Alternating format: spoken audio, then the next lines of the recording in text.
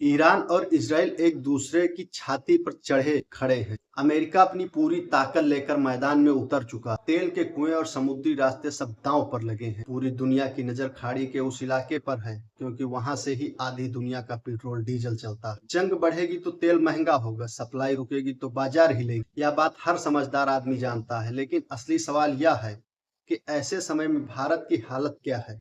America के वित्त मंत्री सोशल मीडिया पर लिखते हैं कि भारतीय रिफाइनरी 30 दिन के लिए रूस से तेल खरीद सकती है। अब जरा सोचिए, यह कैसी हालत है।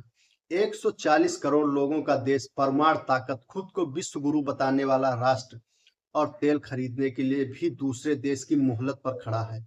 यह तो वही बात हो गई कि गांव का चौधरी बनने का ढोल पीटते रहो और खेत में पानी देने के लिए भी पड़ोसी की तरफ देखो। जंग का असली खेल तेल का। जब भी घाटी में तनाव बढ़ता है तो अमेरिका अपनी राजनीति चलता है, यूरोप अपने हिसाब से बाजार मोड़ता है और बाकी दुनिया को लाइन में खड़ा कर देता है। आज वही हो रहा है। ईरान और इजराइल की टक्कर के बीच अमेरिका पूरी दुनिया के तेल व्यापार को अपनी मुट्ठी में रखने की कोशिश कर रहा है। ऐसे में अगर भारत जैसी बड़ी अर्थव्यवस्था को भी यह सुनना पड़े कि 30 दिन की छुट्टी दी जा रही है, तो यह सिर्फ कूटनीति नहीं बल्कि कमजोरी की निशानी। इतने सालों से जनता को बताया गया है, भारत की विदेश नीति दुनिया को दिशा दे रही। भारत विश्व गुरु बनने जा रहा, दुनिया हमारे आगे सिर झुका रही है। लेकिन जमीन की सच्चाई यह है कि तेल का सौदा भी हम अपनी शर्तों पर नहीं कर पा रहे। गांव में एक कहावत है कि खाली घड़ा ज्यादा बचता है। पिछले कुछ सालों में टीवी और मंचों पर बहुत ढोल पीटा गया कि भारत किसी के दबाव में नहीं आएगा, लेकिन असली परीक्षा ऐसे समय में होती है जब दुनिया में युद्ध का माहौल हो और बाजार डगमगा रहा हो।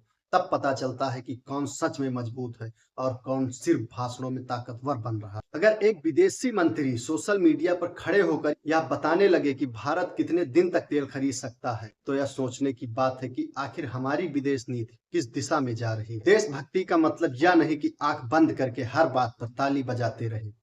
देशभक्ति को सवाल पूछने में सवाल यह है कि कितने सालों की विदेश यात्रा, बड़े बड़े सम्मेलन, दुनिया भर के नेताओं से गले मिले, इन सब का नतीजा क्या है। अगर आज भी भारत को तेल के सौदे में दूसरे देश की मंजूरी का इंतजार करना पड़े, तो फिर यह विश्व गुरु वाला सपना आगे किसके लिए बेचा जाए। जंग का दौर है, दुनिया नई ताकतों में बढ़ रही है। ऐसे समय में भारत को मजबूत और सफल नीति चाहिए, लेकिन हालात ऐसे दिख रहे हैं जैसे किसी बड़े खेल में हम खिलाड़ी कम और दर्शक ज्यादा बन कर रहे हैं। यह बात सबसे ज्यादा चिंताजनक है। आपको क्या लगता है?